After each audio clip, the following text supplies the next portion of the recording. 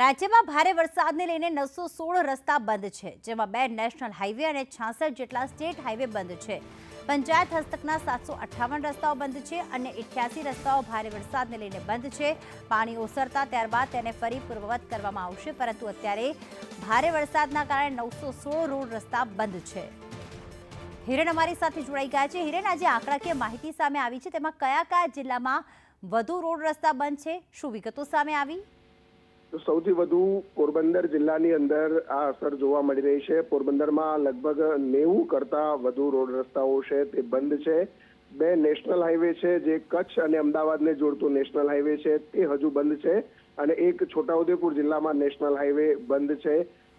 66 જેટલા state highway કે જે મોટા રસ્તા છે એ પણ બંધ છે. 758 પંચાયત હસ્તકના કરી અને કુલ 916 જેટલા રસ્તાઓ બંધ છે.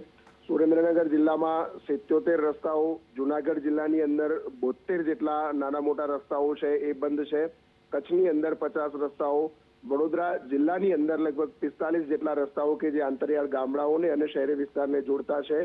76 રસ્તાઓ રાજકોટ જિલ્લામાં એવા છે કે જે બંધ છે. કુલ મિલાવીને લગભગ 916 જેટલા રસ્તાઓ છે અતિ સવારે 10 વાગ્યાની સ્થિતિએ બંધ છે.